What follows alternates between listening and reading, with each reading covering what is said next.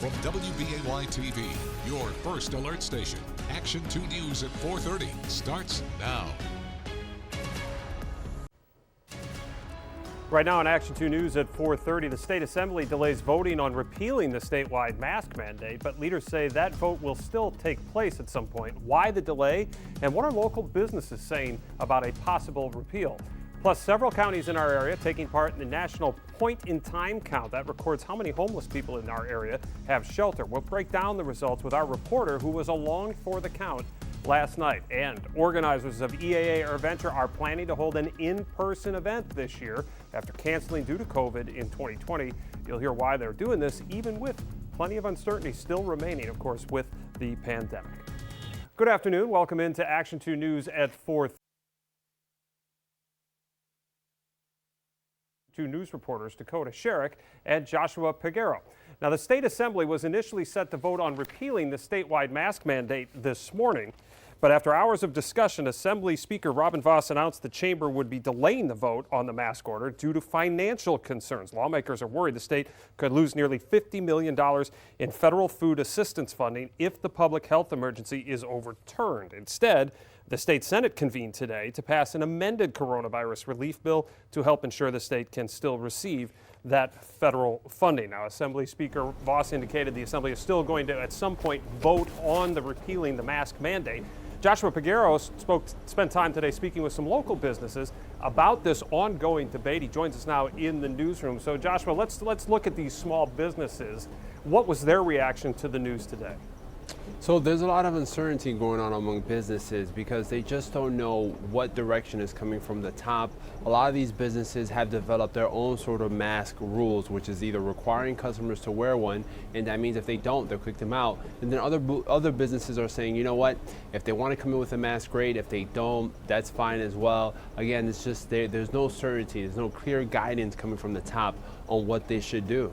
So without that guidance, Joshua, you talked to three businesses today. Do you get a sense of how difficult or maybe frustrating it is for them not to have just one universal rule for everybody and then they're left to their own devices?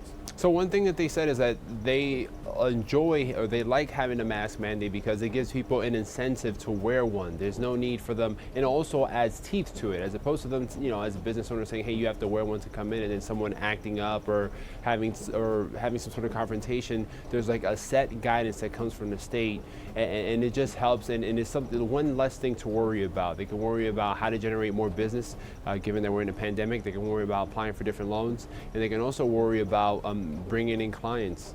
Yeah, well, the science and the medicine all tells us that the masks help. We know the vaccines are now being distributed and people are being vaccinated. So, if that gets us to the end line, I mean, these businesses have to be desperate now, right, for this thing to come to a close. So to do anything to keep it going quickly is probably what they want, right? I mean, did you get that sense from them as well? Yes, I did. I spoke to three businesses. Let me just be clear. Zambaldi Beer, they're all in Brown County. Zambaldi Beer, Nectar, as well as Jake's Pizza. And one of the things that they said is that they really need some sort of end goal of when this pandemic is going to finish. They need to be able to plan for the future. And a lot of them are just concerned. They've had to lay off pretty much all of their staff, and there's no money coming in. There's not as much money coming in as there was the previous years. And some of these businesses have lost more than half of the total revenue that they made in previous years. So it's so much uncertainty, and as the saying goes, the backbone of America are small businesses. All right, Joshua, thanks very much. And he'll have his story, and we'll hear from those small businesses coming up on Action 2 News at 5. Well, searches took place across several counties in northeast Wisconsin overnight, recording how sheltered and unsheltered people are experiencing homelessness. Now, our Dakota Sherrick went along on that count last night in the Appleton area. So, Dakota, who were you with and what did you see? Yeah, so I actually was teamed up with Appleton's mayor and Pillar's executive director going through with them, and this whole thing is actually organized by the Fox Cities Housing Coalition, which is a number of different community organizations, and basically we were just going around to different, parking lots, going under overpasses, just trying to look for different signs of homelessness and potentially people that could be helped. So this is the first time, you and I talked earlier this afternoon, it's the first time you've been along on these counts. These counts have been done before in the past, but for you it was the first time, and we're seeing this video now where they're searching for people. What impressions did this make upon you? Yeah, you know, not having done this before, it was really interesting to go. I mean, it was so cold last night, and it just really makes you think of just what these people are going through, these people who don't have shelter and are just out in the elements. And, you know, one thing that interested me, there was the obvious, you know, what would come to mind with homelessness. Under the overpass, we'd find sleeping bags and things like that, and signs that there are people finding shelter there. But also there was a lot of signs of just cars in parking lots, people just using cars as shelter, which I didn't really think of that much before doing this. So I didn't really realize, you know, those cars kind of off in the back of the lot, that could be somebody who's struggling to find shelter. Yeah, we saw the video of the flashlights and searching in the cars there. So how do these counts and the numbers they glean from last night, how do those impact their programs going forward? Yeah, so point in time is an overall national count that happens. So this data is used in the federal level and down to the state and local levels, and really they're just using these numbers to really try to figure out, you know, where help is needed most, where the resources really need to go, because people can experience homelessness in all sorts of different ways. So they're really just trying to figure out kind of where to really put their effort into to try to fix this problem. Do they have a sense how accurate the count is given the pandemic? Yeah, so the pandemic, obviously you have this moratorium on evictions, so there is some concern that perhaps they would have been seeing more people if that was not in place.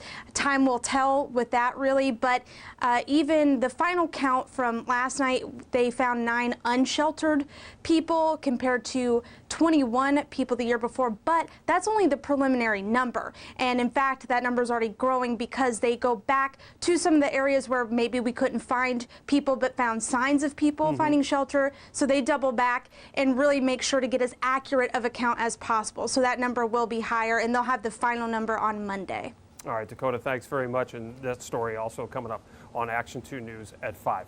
Well, coming up next, your headlines of the day here on Action 2 News at 4:30. And planning for EAA AirVenture 2021 in Oshkosh is underway. We're going to have the latest details on the world's greatest and probably largest aviation celebration. And later, where is this? How did that happen? Well, this is something you need to see, and you will, coming up.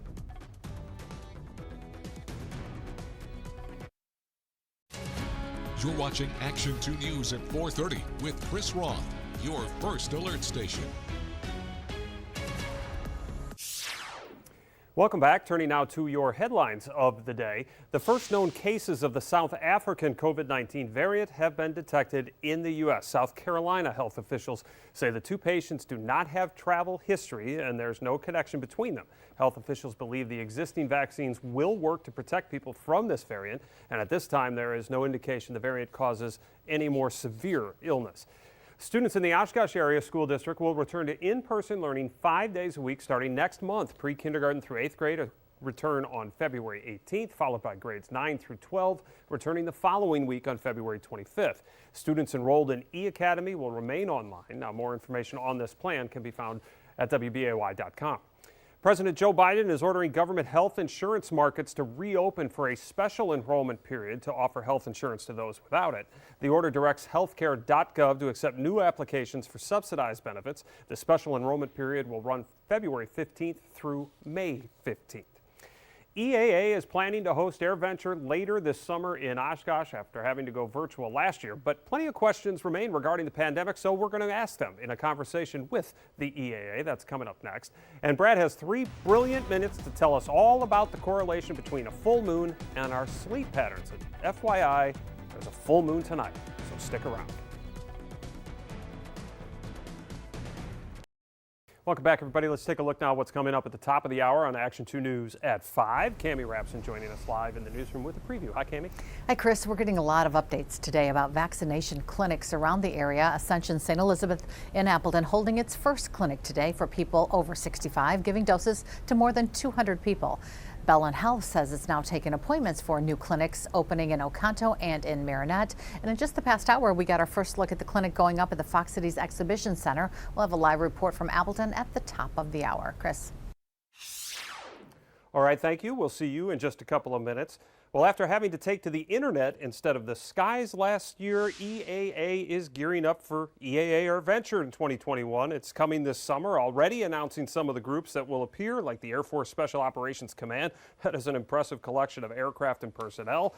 AirVenture billed as the world's greatest aviation celebration, and of course it happens right here in our backyard on the south side of Oshkosh. It is a massive undertaking, typically with thousands of visitors. And to talk about all of the planning going into this year in 2021, we are pleased to be joined by EAA Communications Director Dick Napinski. So Dick, as you are starting to announce the lineup, how are you confident enough to be able to do that, given that we have a lot of uncertainty still with the summer and the pandemic? There is a lot of uncertainty, but fortunately, a year of getting ready for this has given us a very good opportunity to look at how other large events are doing it throughout the country, what it might look like by July. The vaccines are rolling out now, and that's great to see. So we're very confident that we're going to have an event from July 26th through August 1st. Exactly what that event will look like, well, nobody knows because everybody's crystal ball is a little bit foggy yet, but we're going to forge ahead. People are very eager. Our members and aviators from around the world just said, we missed Oshkosh. We missed coming to Oshkosh. And so we want to be there for EAA come 2021. Well, the flying convention began all the way back in 1953, so skipping it was certainly painful for the group and for aviation enthusiasts. You did mention that you have talked to other groups that have that are holding, large events. How many different parameters are you guys investigating for size, attendance, and those things? Because I would imagine there are many that you're trying to work through at the moment. Oh, there are a lot of them. You take a look at everything from people coming into the parking lots and the admission gates. How do you distance those? How do you set up technology where they may not have to stop or stand in line for any considerable time? What do you do with the thousands of people who come in and camp here? How do you get them in safely and effectively as well? And then you have everything from the air shows where we have tens of thousands of people along the flight line. How do you set that up if you need distancing come this summer? If it rains and everybody runs into a building, how do you try to space people out in that? So all of those things are coming to the fore, but we're talking to a lot of health officials on the local, on the state, on the federal level. Working together, we're coming up with a plan. A matter of fact, 2 or 3 different plans to say, okay, if this is where we are come mid-July, late July, this is how we're going to do it. If it's another set of circumstances, we can do it that way. Dick, it's one thing that you're going to be bringing people in from around the country. That's what EAA does, but it also brings people in from around the world. So it's not just what's happening here in Wisconsin, it's where all these people are coming from. So who gets to make the call on whether or not you're going to allow people from certain countries, because it stands to reason that different locations are going to be in different places in terms of the pandemic and the vaccinations? That's a great question, and something that certainly we have in our planning process. First of all, it really comes down to a lot of people like TSA, Customs, and so forth. What are the regulations from people traveling to different countries? For instance, as we sit here in late January, even people who fly their own airplanes from Canada are not allowed to come across the border. So will that change? Will that loosen up? We realize it may mean for a slightly diminished international contingent in Oshkosh this year. But again, we have to see that how it plays out. We know it's going to look different this year, but the feeling is going to be the same. We'll gather to talk about aviation, talk about airplanes, and talk about some of the great things that take to the sky, no matter what the year is. Well, it is a massive and awesome event, certainly, so it has to be planned well in advance. How difficult was it for the organization to be forced to pull the plug last year, and what impact did that have on EAA? Well, it's always a difficult decision. I think if you talk to anybody who had a large public event, whether it's us, whether it's the Packers, whether it's Summerfest down in Milwaukee, that is a decision that you don't want to make. This event has been going on for nearly 70 years, 50 years in Oshkosh, and we've gone through economic downturns, through wars, even through the strike of the air traffic controllers back in 1981. And so when you take a look at that, to have to do that, that decision had to be made early back in May, because we were getting to a tipping point there where you start to do a lot of investing in the grounds and make some of the big commitments financially and otherwise that you can't turn back from. So you had to make that far enough in advance. So this year we have a higher level of confidence. Most people know what we're dealing with now, unlike a year ago. And so we can start to move forward and put that planning into process. And one thing we are certain, people from around the world have told us, we want to get to Oshkosh. We want to be at EAA. We want that gathering to take place.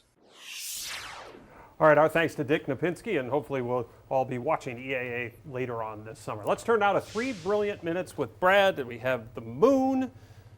And why do we have the moon? Well, we have the moon. We're not going to the moon today. No, we're not going to talk why the moon is in orbit around the Earth. But Okay, that's a whole. that's not today. All But right. we do have a full moon tonight, okay? Okay. And that's part of what we're going to talk about, right. okay? So some researchers from the University of Washington and Yale University, and also a university in Argentina, set out to find out if possibly the various phases of the moon might somehow impact our sleep, because every 29 and a half days we go from new moon, first quarter, full moon, third quarter, new moon, and it repeats, okay? Okay, so I remember when my children were really young, you feared a full moon. Now, apparently that's not an old wives' tale, or it is an old wives' tale? Well, I don't know why anybody would really fear it. Because they don't sleep. Well, children are children. Well, yeah, and parents need their sleep. Okay, so here's what they found. And they had one problem when they set out to do this study. They needed 3 groups of people. They needed urban people, rural people, and indigenous people with limited amounts of electricity. Because the problem, Chris, those of us with the electricity, we are consumed with phones and tablets and computers and televisions, and that in and of itself disrupts our sleep, okay? So they needed to identify that, to remove that element from the overall study to see if there was something they could find. They did find something. Of all the phases of the moon, in the 3 to 5 days leading up to a full moon, people went to bed 30 minutes later and slept 46 to 58 minutes less than they typically do. Which is why I'm cranky today. Well, I challenge all of you.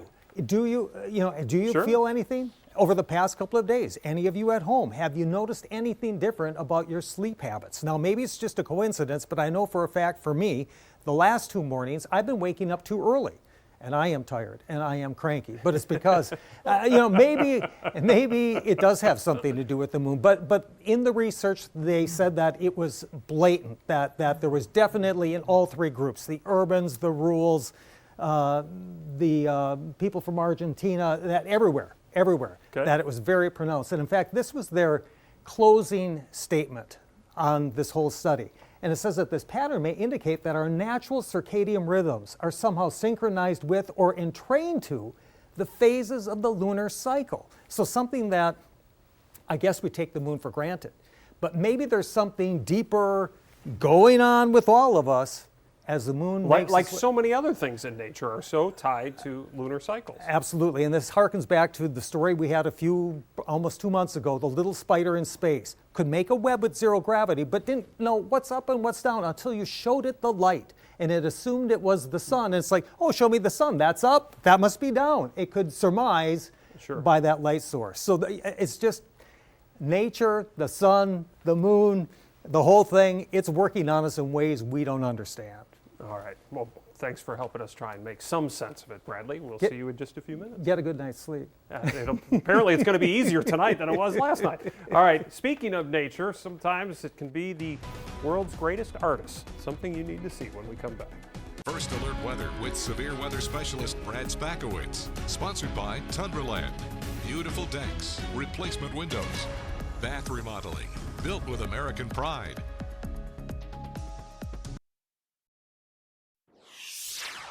Something you need to see. Take a look at what Lake Michigan looked like earlier this week. A snowstorm hammering the southern part of the lake in Wisconsin and northern part there in Illinois. Well, now take a look at the result of that storm. Icicles formed all along the pier of Chicago's North Avenue Beach. Just absolutely beautiful, created by Mother Nature. That's our report tonight on Action 2 News at 4:30. Thanks for joining us. Action 2 News at 5 starts right now.